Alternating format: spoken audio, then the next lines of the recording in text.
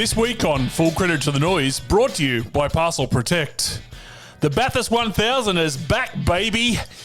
Full credit to the Noise listeners, cash in on former legends' tips. And the rain on Western Plains favours mostly Matty Payne. Welcome to Full Credit to the Noise.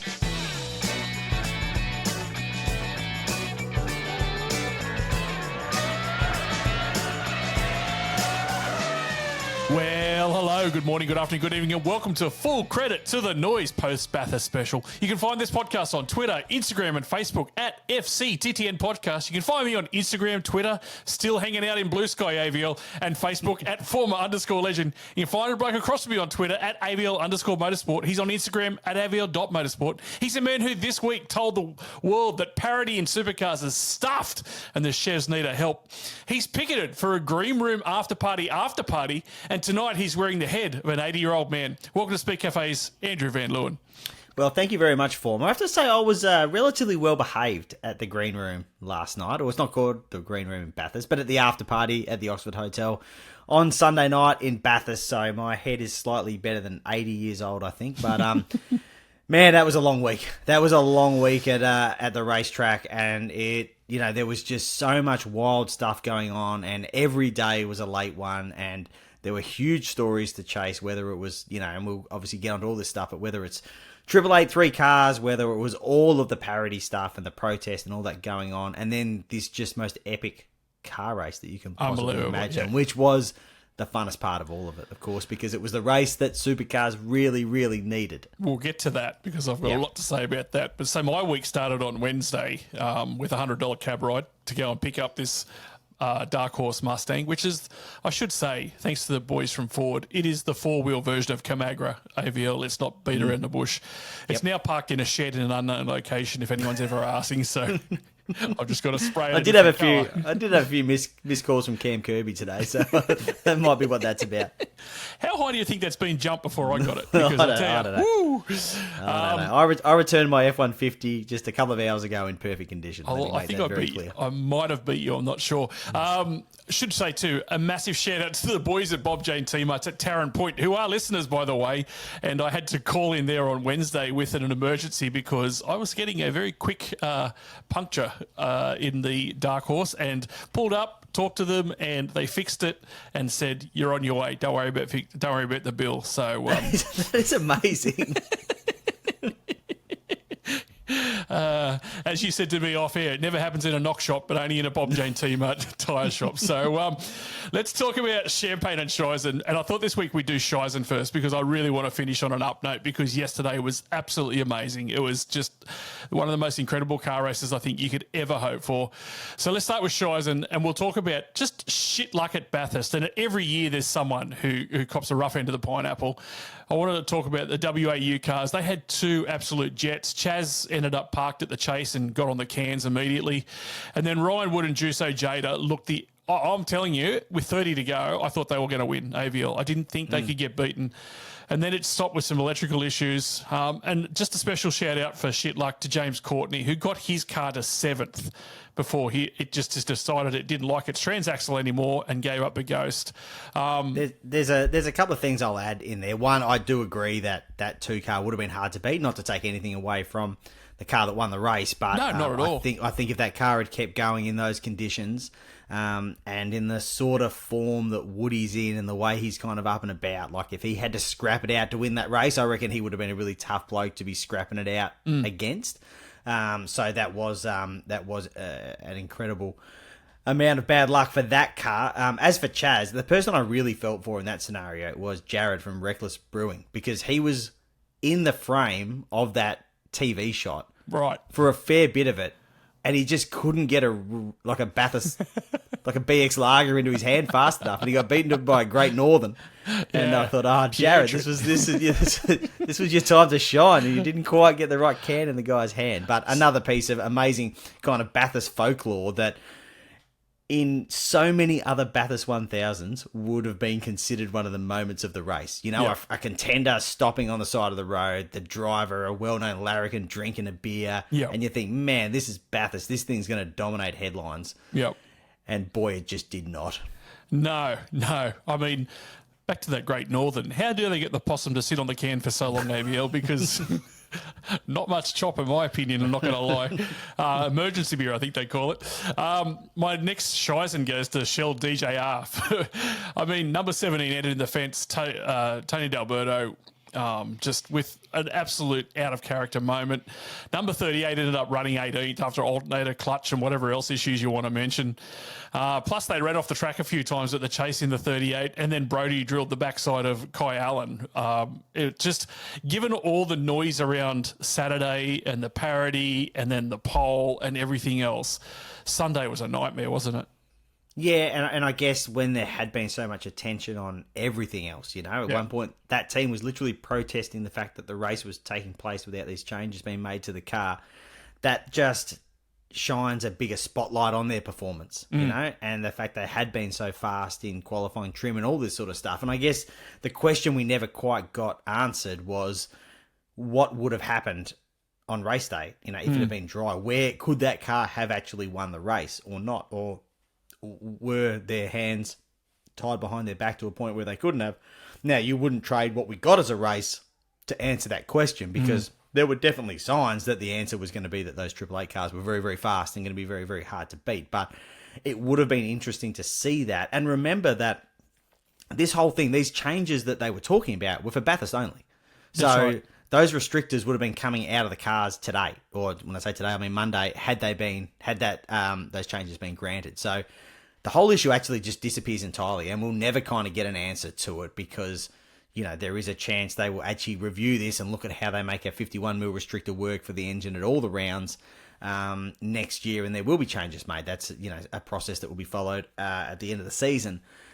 So yeah, we'll never quite get the answer to that kind of question, and in the end, it kind of felt bizarre that we'd been through all that just for the car to have those issues and then end up effectively crashing out of contention at some point anyway. So, and the other thing is, like, to go back to your intro, which I know it's you sort of said it as a joke, but what's going to be fascinating now is to see where the parity discussion really goes, because remember, we are back to very, very close to 2023 spec aero on those Ford Mustangs, and I don't know if you remember the Gold Coast and the Adelaide 500 in 2023, but the Mustang was the car to have. And this time around, that will actually determine who wins the championship. So suddenly you've got guys like Brody, guys like Chaz, guys like Cam, someone like Ryan Wood.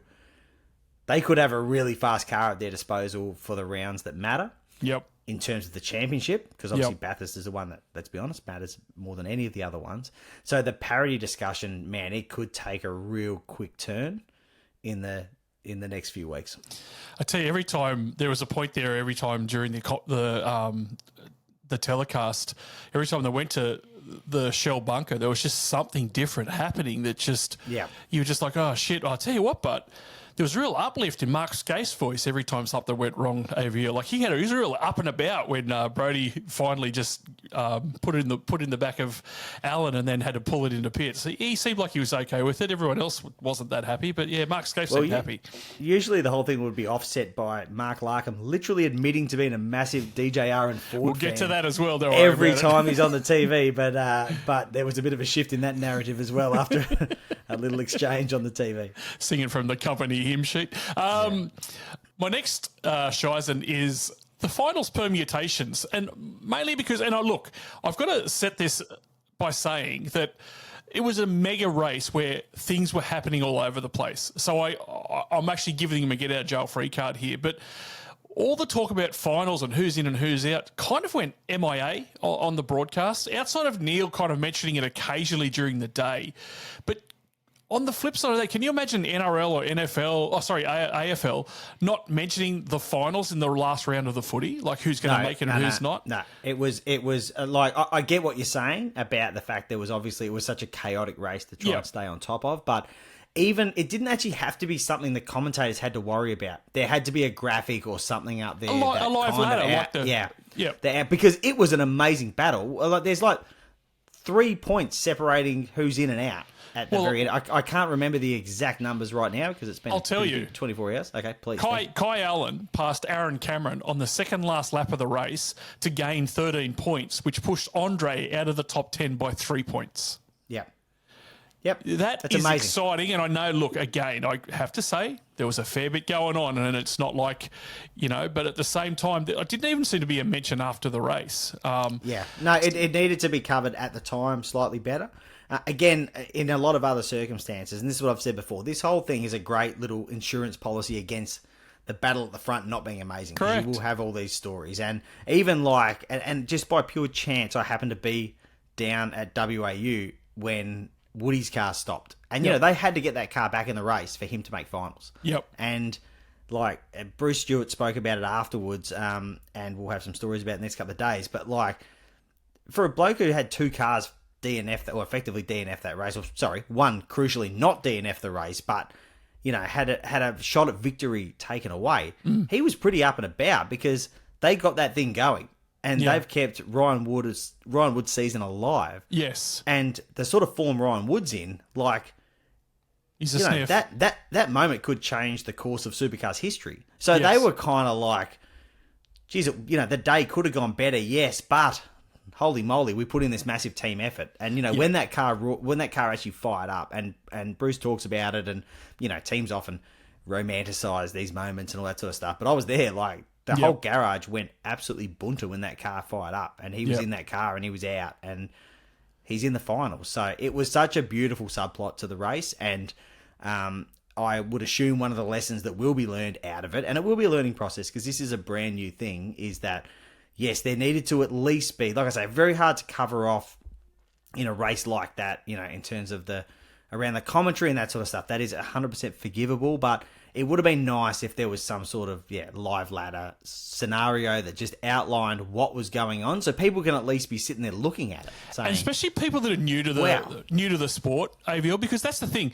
This is the grand final, whether you like it or lump it. This is Supercars grand final, and so you are going to get a lot of people. The TV numbers today suggest that there were a lot of people that are probably casual watchers of the sport at best. Yeah. And to tell them, hey, we've got a final series now, and it's 10 guys, and here's who it is, although there's this happening and this happening. Get really excited because we've got 3 more rounds left of this kind of thing. Would have been mint. Yeah, and it wasn't. You think this is good? Well, there's more of it. Correct. There's more of it coming, and there's going to be heartbreak because the same heartbreak you see at Bathurst, you're going to see when there's guys getting eliminated. That's right. From the finals. Yep. So just for those playing at home, Brock Feeney made it, obviously. Matty Payne made it. Will Brown made it. Cam Waters, Brody Kostecki, Chaz Mostert, Anton De Pasquale, Thomas Randall, the silent assassin, Thomas Randall, just quietly, Ryan Wood, and Kai Allen. So that's who your finals players are. I've heard people say, does that mean that there's only 10 cars for the next few races? No, it doesn't. It's still normal. There's still going to be full fields and people are still going to try their guts out to win races. But that's the 10 that are now qualified to possibly win the championship.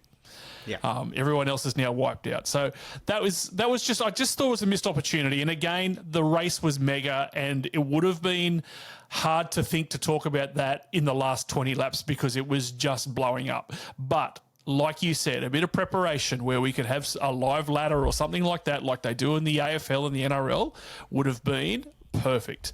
Yes, agreed. The next Shizen is Red Bull 888.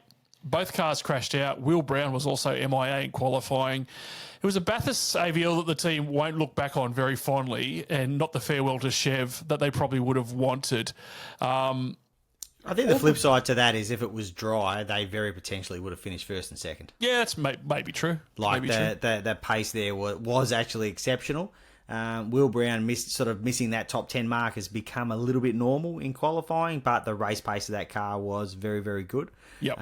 And I think that, and at the end of the day, in terms of this whole parity debate, and yes, there's people on the Chev side that think it's not a big deal, and I personally think that, again, in a dry race, Brody Kostecki would have had a real shot at victory in that race had it all played out in that way. But the fact of the matter is, there is actually evidence that suggests that at that altitude, the Chev motor does have a slight advantage. So, and I think we were kind of starting to see that the really competitive Chevs, i.e. the Triple Eight cars, were sort of starting to make those gains as that race wore on. So that day could have gone remarkably differently for Triple Eight. And I guess what it kind of, and maybe in a way it's not a bad thing for Brock Feeney to he can kind of take the part of his brain that might have been going, oh man, if it wasn't for finals, I'd have this thing half sewn up by now, because he wouldn't.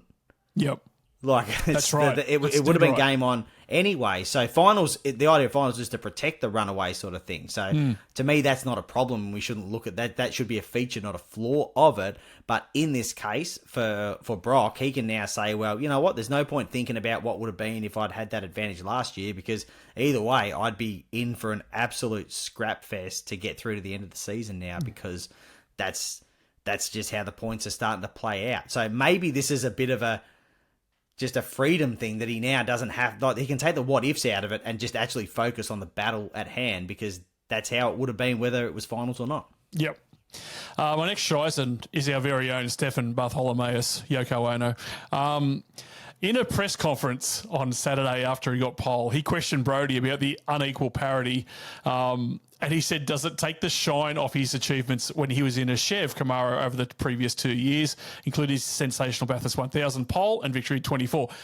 Fantastic question. Great question. And like a genuinely relevant question. Oh, when absolutely. you are the champion of the other side of a massive advantage, but you won the race in the car from the other side the year before, it was a worthwhile question to ask. Yep. Well, when he was tackled on that subject, Kostecki obviously came back and said, no, I've already spoken about this in my podcast. It's available on Spotify and Apple Podcasts if you want to listen to it. Hello, Stefan. He should have come back with, oh, well, while we're talking about podcasts, let me tell you. Yeah, so very big missed opportunity from Stefan. Pretty disappointed, although I think he had a pretty good week, all things considered, especially since it was his birthday. Yep, sure. And finally, Penrite Racing. I mean, they won the race, absolutely. Well done.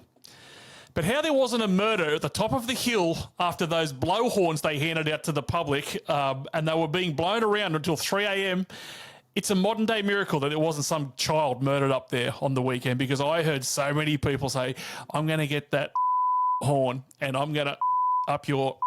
And then... and they were just going burlesque up there. So Penrite... I love it. That's the atmosphere. They're like, it's awesome. It is. You're a Vuvuzela guy, aren't you? You're a real Vuvuzela guy. Exactly. It did take me back to South Africa 2010. For sure. Yeah. My champagne. I mean, Bathurst, just add water, Aviel. That just seems to be the common ingredient. Yeah. But I think it was a better race before the rain than we'd seen the last 2 years, or should I say first 2 years of Gen 3. So I feel like it was going to be a better contest and a more interesting contest, although, again, I do have my suspicions that the two Red Bull cars could have probably cleared out at some point, but there was already a sort of level of intrigue early on that had been slightly missing the last couple of years. But yes, obviously what it turned into was something well beyond what we could have even imagined we'd see. I think the race itself, and maybe even the series, needed that, especially after 2024. I think...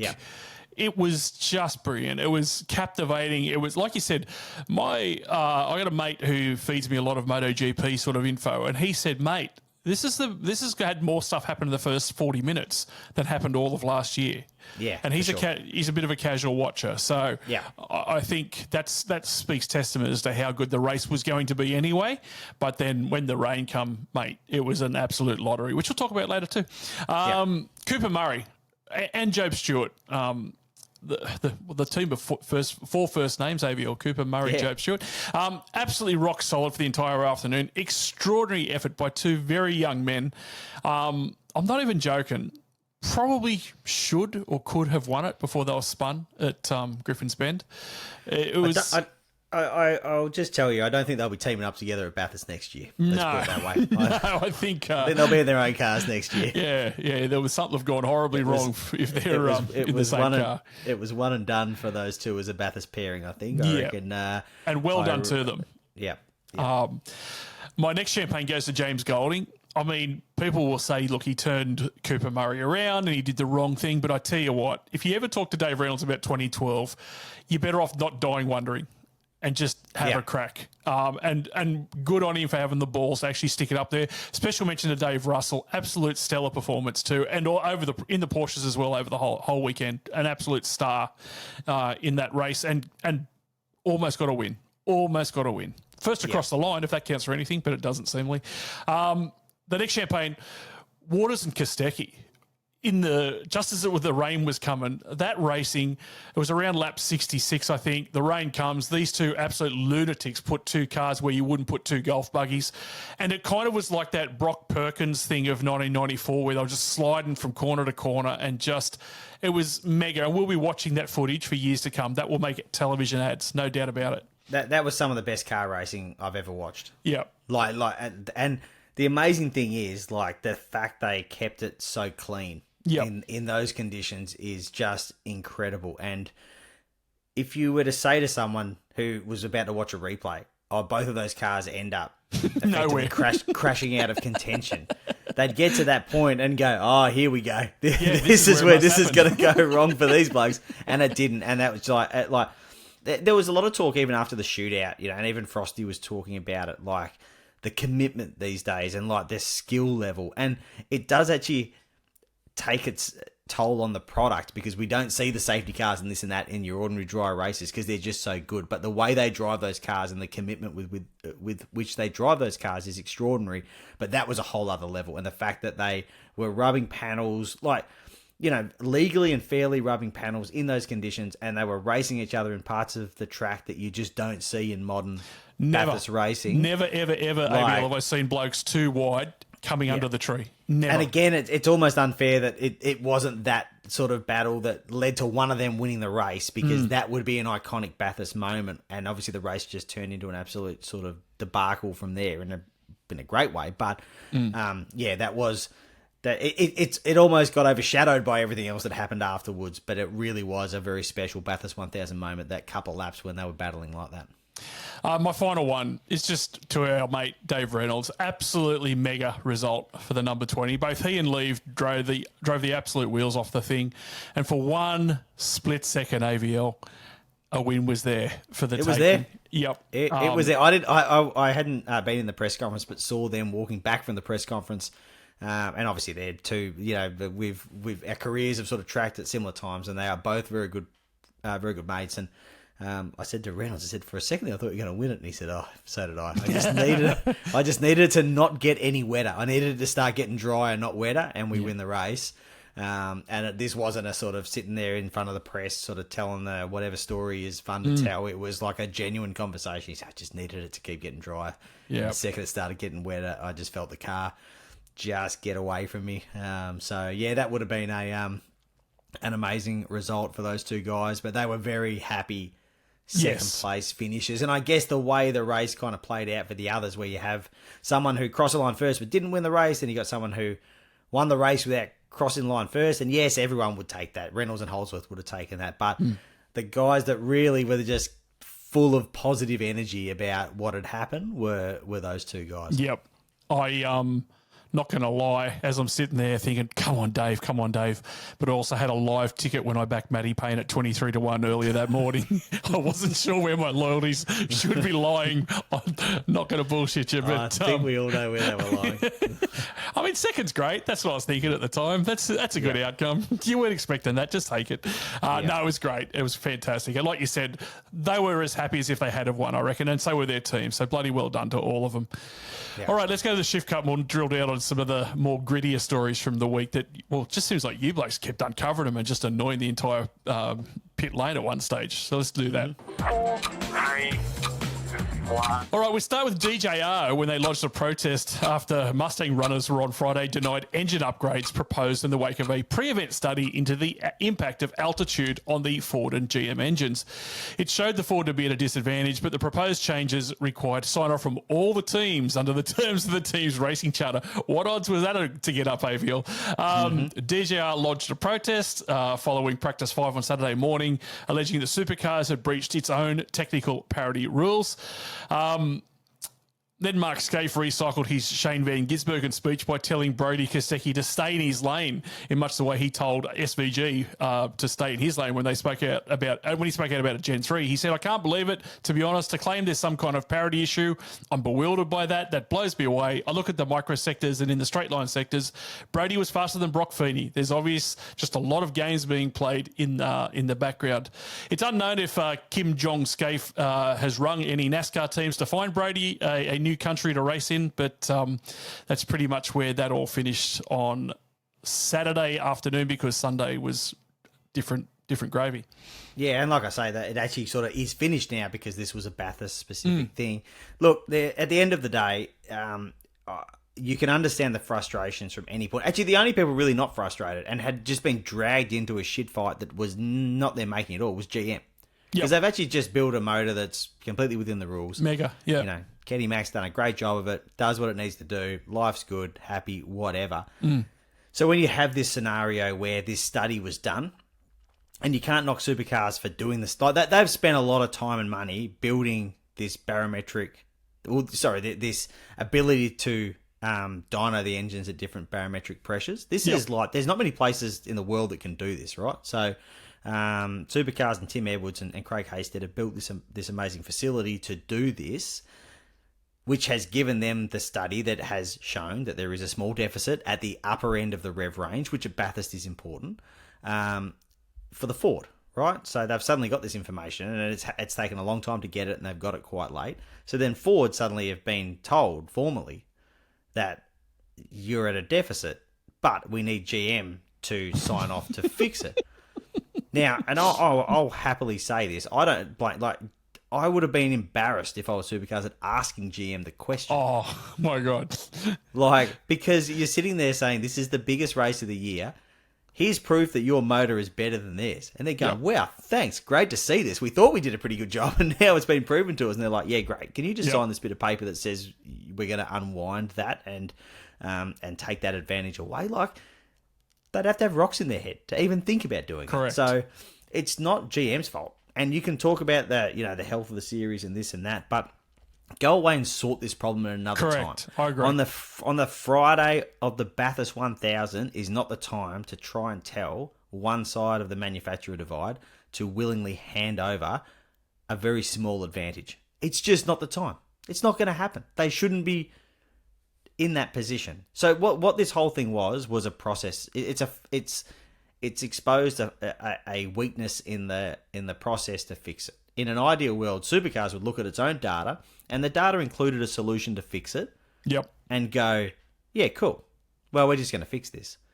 But the team's racing charter doesn't allow that. There's all these legalities around it. That's kind of what DJR were trying to protest, but then Motorsport Australia looked at it all and went, well, we don't really see how this is kind of something we can really do anything about anyway. Like, you have a legal document there. You need to go to court, right, to actually sort this out if you want to do this. And again, it is the Friday night of the Bathurst 1000 by this point. It's unbelievable. So it was all just a mess. And I guess the timing of when the data came out was kind of unfortunate because it sort of contributed to how it all happened, and it was all kind of, it played out exactly as it was always going to play out. It probably got a bit nastier with the protest than we might have initially expected, but everyone kind of just did their part that you would expect them to do. Yep. In the whole process. So, it wasn't great, but at the same time, you had Salty Kostecki on the back page of the papers on Saturday morning, right? And taking provisional poll for the Bathurst 1000 doesn't necessarily get you that sort of coverage these days. It's harder for even a huge event like the Bathurst 1000 to break through into mainstream media like that. So there's always an argument that, it's a long-standing argument, right, that any press is good press. So perhaps it was the kind of, viral media storm that helped bring a bit of interest to the race. Because suddenly you had 4 Fords on the first 2 rows of the grid. You're going, I got to see how this plays out now. Like, what's going on here? These guys are sitting there like sore losers when they're actually winning. I've got to see what happens on race day and find out how this plays out. So there's different ways to look at it.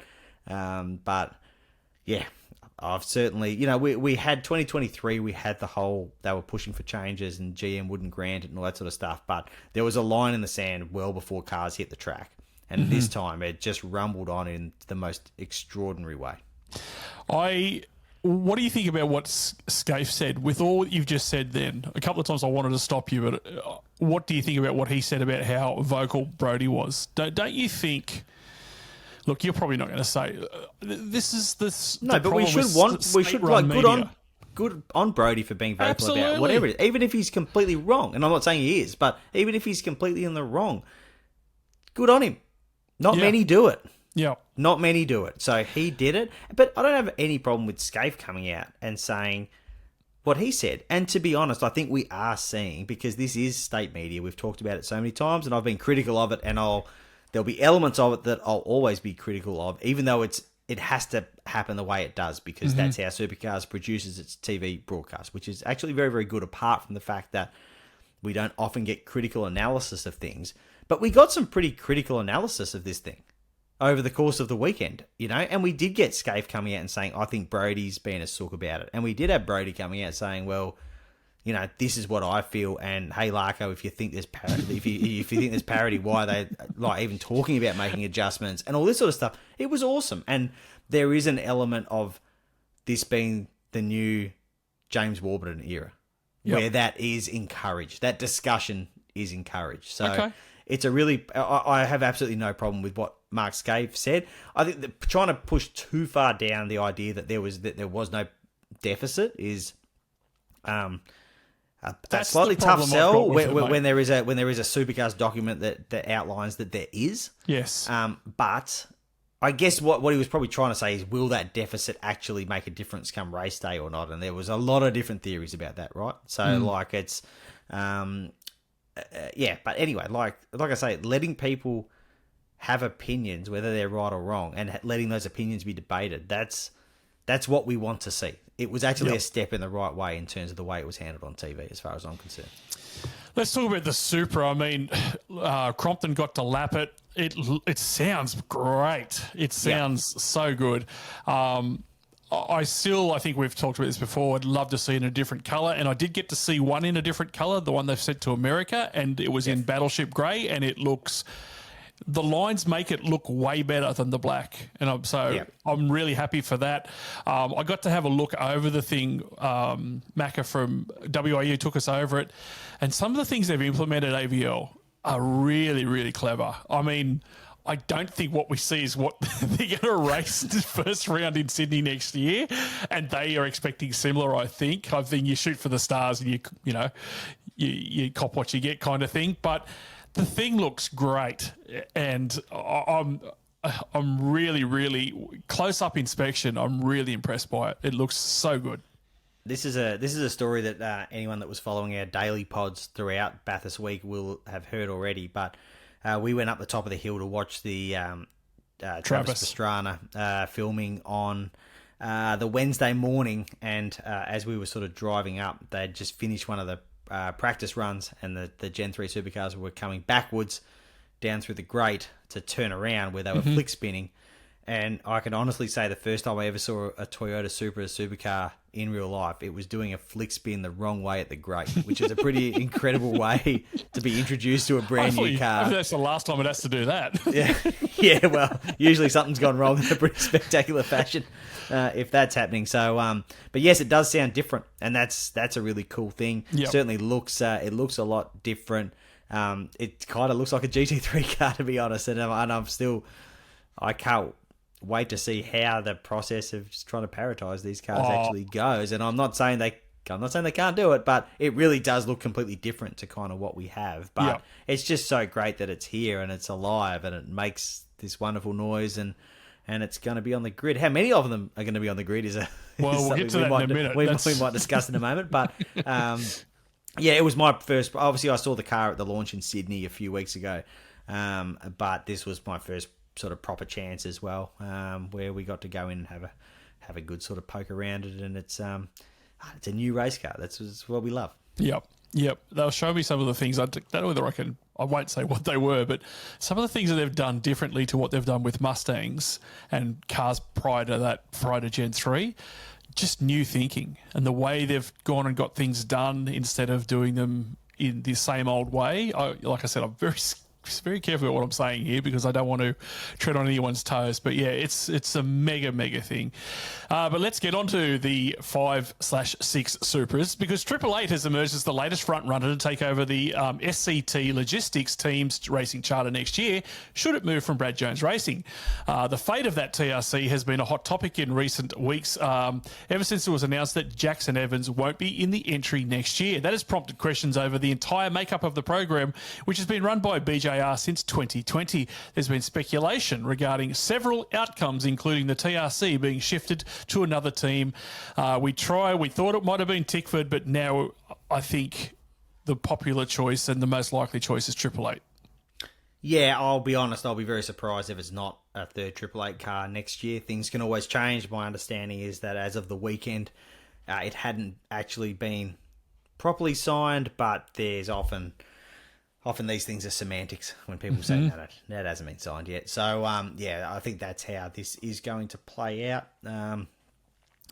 Things could always change, but my expectation will be that there will be 3 Triple Eight cars and one will be an SCT car. Who's going to drive it? That's the bit that I'm probably not entirely sure on. Certainly not sure enough to want to wheel it out on a podcast right at this second. I have my theories about how that's going to play out. And, I have my intel on how that's going to play out, but not quite fully across exactly how it's going to look, but I do think that's what it'll be.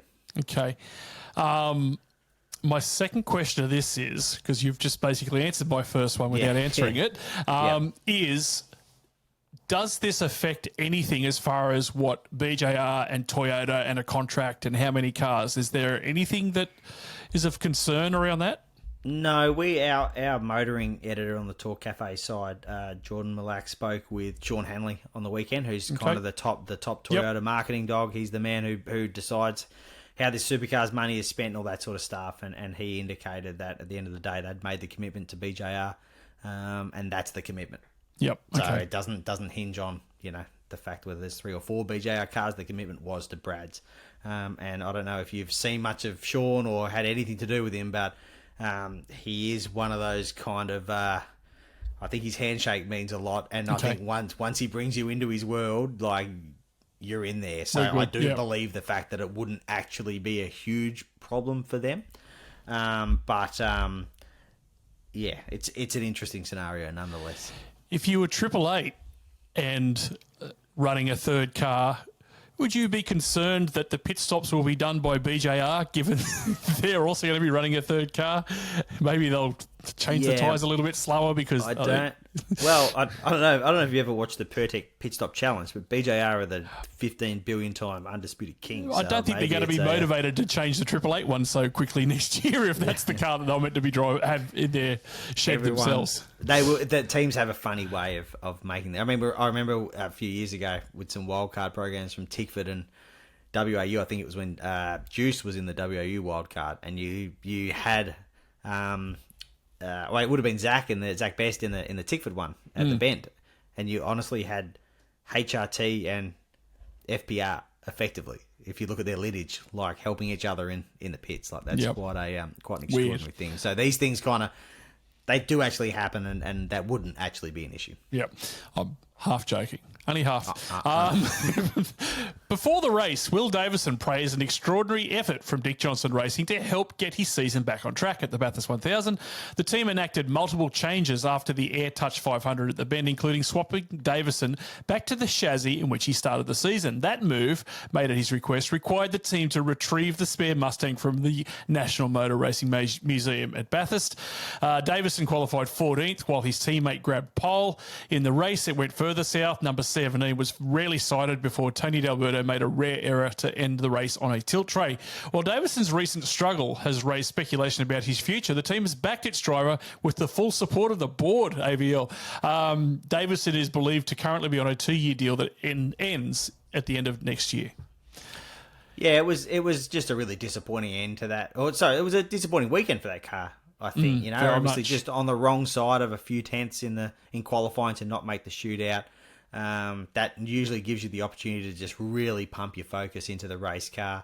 And I spoke to David Noble on Sunday night, and I said, "How's Tony feeling?" And again, Tony's someone who's we're both good mates with Tony, and he and David said he's devastated because his thing is that the car comes back where you gave it to me with all the wheels pointing the right direction. He just kind of got it with the hip at the rear hip of the car on the inside there as well. I've seen cars do that before. The margins are just so small with this sort of stuff. So that kind of has, if they could have got a result out of that race, it could have made a world of difference to Will's confidence and all that sort of stuff going in the last few rounds. But I think the circumstances of it and the margins and all that sort of stuff in terms of qualifying, because obviously not making the shootout when your teammate ends up on pole is the optics of that are bad, but the margins were not as devastating as you may actually kind of think. I think perhaps that is something that the team understands needs to be taken into consideration, surely. Okay. I went and gave Tony a cuddle yesterday just before the end of the race. I mean, I felt so sorry for him. And it was one of those cuddles that was only weird for one of us. So, if you know what I'm saying. Retiring Supercars champion James Courtney looks set to race on as a co-driver in 26. That's not a massive surprise, but his co-driving services have been hotly pursued amid a myriad of options. It's believed that he's most likely to join Team 18 in a deal that will involve sponsor Snowy River Caravans. Does that mean Harry Jones won't be there or Lethal? I don't actually know. I mean, Lee Holdsworth made a pretty good case for why he's there. But, I haven't really sat down and analysed how Harry's race performance was yet. The B pillar will bring out its data in the next day or so, I would imagine, and we'll get a bit better look at that. So I'm not too sure. That is certainly the sort of the rumoured favourite to land JC's services. But there are quite a few teams that will need to be looking for someone. I mean, for example, like we expect that there's a very good chance Garth Tander won't be on the Bathurst grid next year, the reigning winner. And then I can tell you with a great amount of confidence that WAU will need someone alongside Ryan Wood because Jaden Ojada's heading down to Premier Racing. So there's sort of different options out there. You chuck another 888 car on the grid and suddenly people go, hang on, that's interesting. I wouldn't mind being a part of that. So the picture can always change, but Team 18 is a really good fit as well just because of the history that obviously... Charlie and James. And ATB and Adrian Burgess as well. True, so, good point, there's a lot going on there to sort of tie those guys together. So, it's fascinating. But, I do hope that we do see JC on the grid because I think he's still got a lot to offer, particularly at somewhere like Bathurst. After last year's on-track stunt where a plane tagged a wall before taking off over the top of the crowd on Mountain Straight, Matt Mingay kept the trend going on Saturday morning when a drifting session ended in the wall after the dipper. He said, I ran out of talent coming down Mount Panorama. I tagged the wall, lost my guard. That bloke in the plane is a pussy. I might have said that last bit.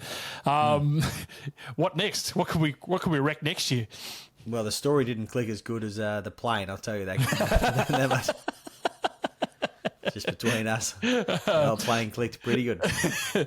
Porsche, we'll walk away from Bathurst for a little bit because Porsche have announced that it will leave the World Endurance Championship to focus on, drumroll, Formula E. Do you remember Formula E? Good one, Porsche. That's a good idea. Passion. That surprised me, to be honest. TCR mustn't be available. Formula One CEO Stefano Domenicali has once again highlighted the tension between historic and contemporary tracks, suggesting history may not be enough to secure a circuit's place on the calendar. F1 is no longer just a sporting dimension, it's an entertainment dimension as well. Entertainment is a positive, beautiful, energizing thing, and from this point of view we are competing, but we must remain very attentive to what's going on around us. Tell us that the new tracks pay more money than the old tracks without telling us the new tracks pay more money than the old ones. I find that to be a shame, to be honest. NASCAR, Kiwis and Aussies overseas. Shane Van Gisbergen starred for Trackhouse Racing in the NASCAR Cup Series. He qualified 13th at the I Don't Get Tariffs 400 at Las Vegas Motor Speedway and was in contention, believe it or not, before getting taken out from 5th place. Won by Craven Moorhead.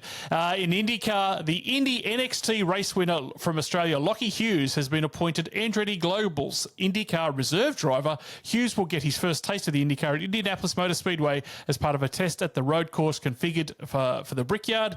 That test will also include ex-Formula One driver Mick Schumacher with Ray Hall Letterman Lanigan Racing. Good news. Great news. All right, I need a rest. We'll go to a break and we'll come back with what's the forward headline. Full credit to the noise. Winter could spell bad news for your vehicle's battery. Here are 3 maintenance tips from the battery gurus at R&J Batteries. 1. Avoid frequent short trips to keep your battery at a healthy state of charge. 2. Keep the battery terminals clean and corrosion-free. 3. Avoid running your accessories with the engine off for too long. If your battery is 3 years or older, it might be time to get it tested for free at your local R&J Batteries. R&J Batteries, power like nothing else. Right, welcome back. And what's the forward headline? I know, AVL, you've put a lot of thought into these upcoming headlines. Should we have a quick chat about why that might be? Because usually you send me what I need to come up with a forward headline for. And I opened the document and I was like, there's a lot of Bathurst preview stuff in this document. I don't reckon he's attached the right one, if I'm honest. As I'm parking a dark horse in a shed on someone's paddock, you're ringing me whinging about a script. I thought the cops were already onto me. All right, if you can, do your best. If you don't, doesn't matter. No. I'm gonna just comment on yours. That's all. I'm just gonna enjoy what you've got for us. Brody Kostecki, and these aren't forward headlines, by the way. I don't think any of them are. Brody Kostecki's headline from the weekend is, finally Ford has a voice. Because I don't think there's been someone that's been able to be so forthright in their opinions for Ford in a very long time. Yeah, he just has the confidence to get out there and say what he thinks about it. And Yep. to play the political game. And again, when you have just come from the other side and you've won championships in Bathurst on the other side, it is a bold move, but he's just happy to do it. And Yep. it clearly doesn't. And you can park, obviously, what happened on Sunday, that it just didn't go to plan and all that sort of stuff. And there were people on the other side that were like, well, there's karma for you. But when he was really at the coalface of like the political battle through the media on Friday and Saturday, he was delivering on track. Oh. So like when he kind of gets fired up, he seems to just go faster. Like it's not a distraction. He goes faster. I was kind of thinking, mate, this is just a repeat from last year, just in a different team, because they were just electric for the first couple of days. Like, they were on pole on Saturday night. I thought, wow, this is just going to be another 2024. So next one was Garth Tander. My forward headline is, definitely has a seat in 26. It's just definitely has a seat. That's good. I like that. Yeah. I like that. Will Brown, my forward headline is, happy to declare 2026 Camaro Aero kit a success. Did you see that bonnet hanging off that car? Oh, yeah. That was, Mate, yep, that was a beauty. The only thing that was harder work than the weather was that hinge that was hanging on that thing.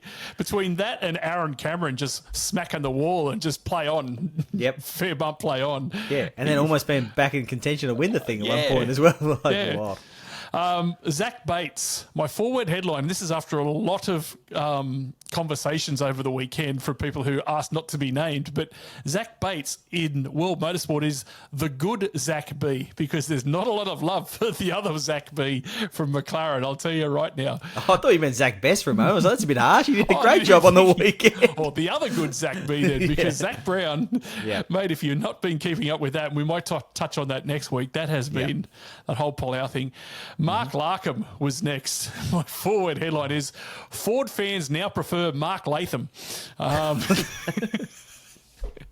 Shut up, Larko. That's good. Kai Allen. This is more fun when I don't come up with them, I reckon. This is a heaps better segment. Well, at least I know you haven't got the same as me like the last time we played this. Kai Allen, my forward headline is, took more hits than a pole at the RSL car park. I had to change that one. It did say something else prior, but I thought I better not risk it. And finally, the 2024 Bathurst 1000. After yesterday, the 2024 Bathurst 1000 looks more boring than a Ted Kravitz live show. And I won't be going to go to one of those anytime soon. Yeah, mate, after yesterday, you wouldn't believe it was the same thing, right? It was just amazing. Yeah, no, absolutely. It was what we needed. All right, we'll go to a break. We'll come back with rear of grid and some credit or shreddits. Full credit to noise. If you're out there forklifting, bobcatting, jackhammering, backhoeing, trenching, digging, drilling and persuading, you want to know that if anyone is thieving your stuff, that your insurance company will be timely with approving. So get on to Truck Assist, the insurance to keep on earning, with cover for the machines you're hauling and your work truck too.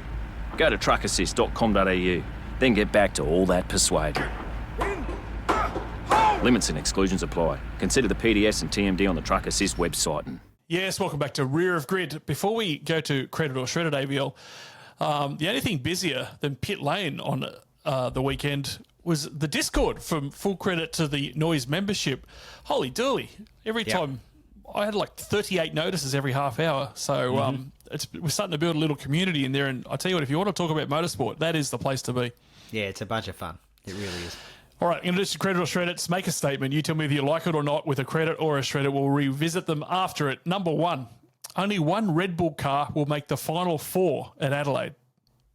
Ooh. Oh, yeah, I'll give that some credit. Yeah, I like credit as well. Number two, yesterday was the best ever Bathurst 1000. This is also just for a little peek behind the curtain. Usually I see these before the show as well, and I didn't today. So maybe this is the way we do it. This is fun. No, shred it. Yeah, I'd have to say shred it, but geez, it's in the final. Number three, wet races showed that overpowered, under-tired, low aero racing is the formula supercars should be chasing. Yeah, I'll say credit. Credit. Of all the bad luck stories from this year's race, Cooper Murray and Job Stewart were ripped off the most. Shred it. Credit. The Supercars commentary team will look very different in 2026.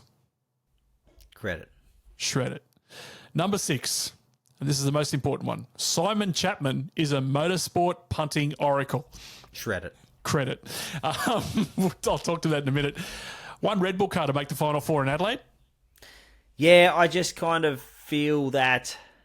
I guess we got Sandown before Adelaide, but yeah, I do think that this whole Ford... The Ford package could be very competitive at Gold Coast and at Adelaide. And I think with certainly some of Will Brown's, like he certainly isn't in good qualifying form. Like I think that's just the reality of the scenario, of the situation. And there's scenarios that play out in these pressure races where that could be really tough to sort of recover from. So yeah, I think Brock Feeney will factor right to the end, and I think there's at least three Fords that could be pretty nasty flies in the ointment in terms of Will Brown's season. Yeah, I feel like it will be one Chev and three Fords by the time we get to Adelaide. Yesterday was the best ever Bathurst 1000. It was a great Bathurst 1000. It lacked a couple of key ingredients to be the best, and one of them was the fact that the car that crossed the line first didn't win the race. And that's a disappointing thing. I get that. It's not how you. It's not sort of how exactly you want the greatest ever to play out. So to me, that straight away takes it out of the conversation as being the best ever Bathurst 1000, but it was an exceptional Bathurst 1000. Yeah. Yeah. I'm just trying to think which ones that stand out in my mind. Chaz's with the dude. 2014 is very hard to go amazing. Past. Yeah.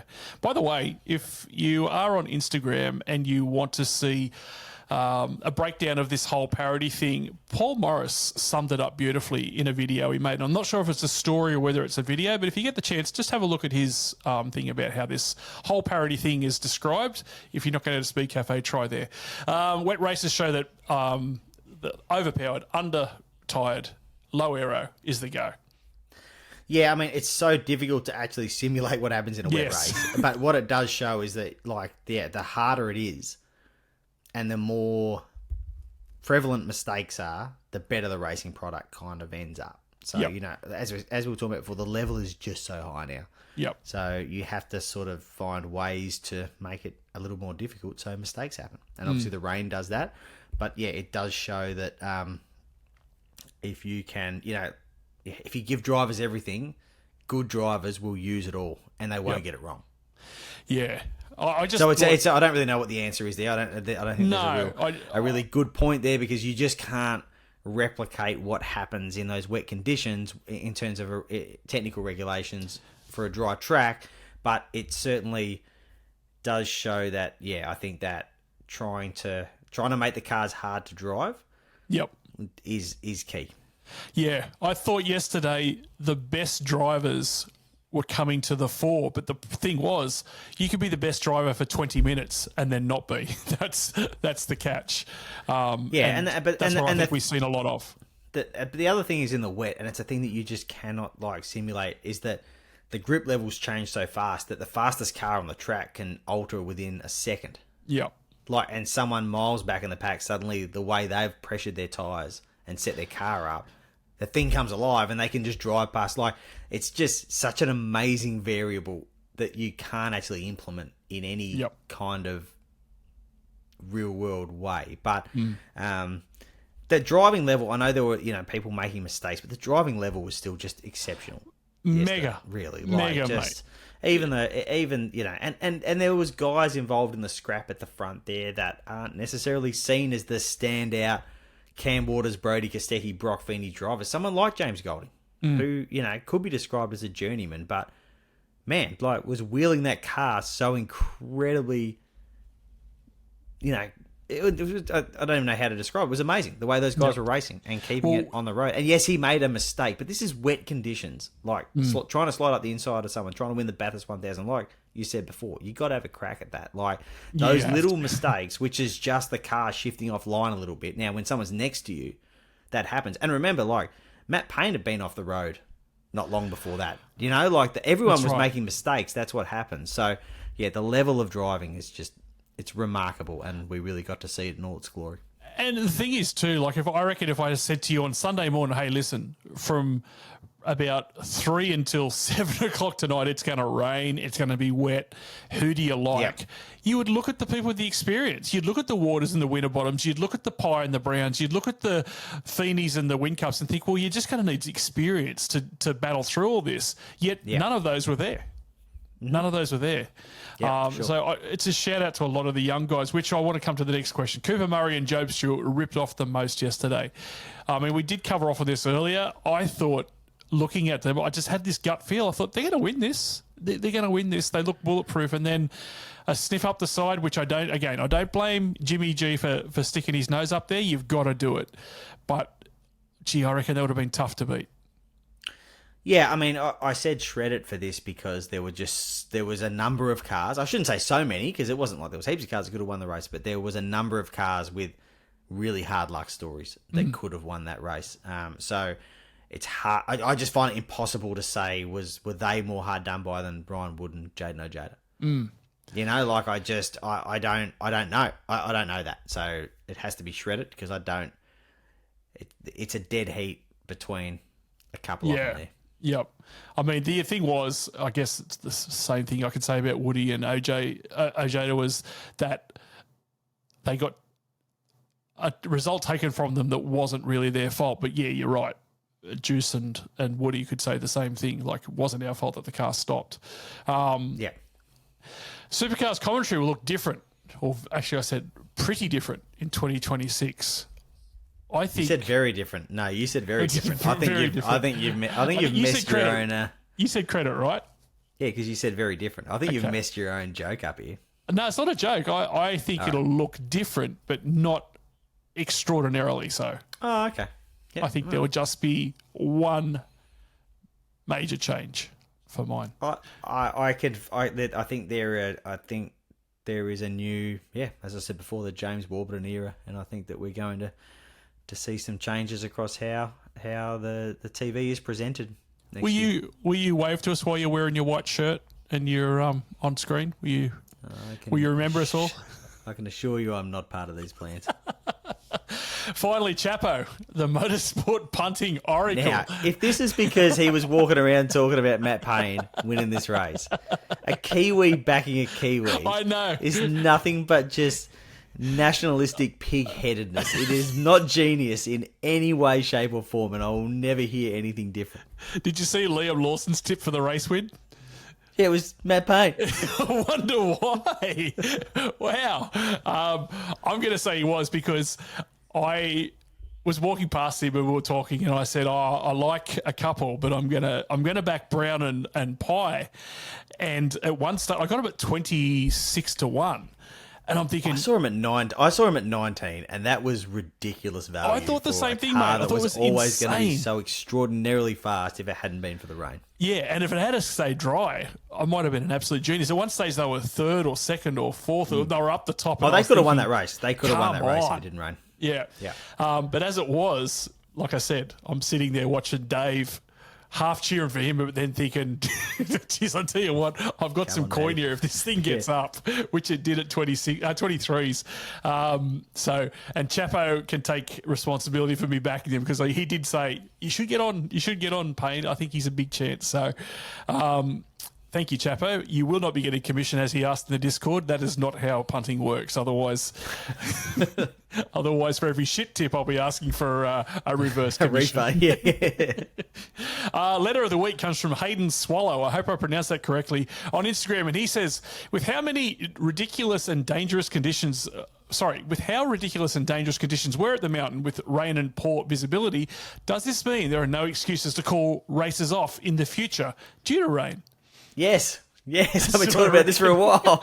I love this. ticked the Absolutely. box. Like, it's funny. It was almost like, like the push and the back rules in the AFL where, like, you can't push someone in the back, but if you knee them in the spine because you're taking the mark of the season, It's all good. Like, absolutely play on. Yeah. And it feels like this was a little bit like that. Like, no one was going to come over the radio and say, well, looks a bit sketchy out there. I reckon we'll call this off. It was just too good a race to do that. Like, and I think we do have to apply that, like we should bring the learnings from that into these other instances where cars aren't on track because it's perceived to be too wet. It can happen. When the biggest prize in motorsport is on the line, these drivers seem to remember how to drive in the rain.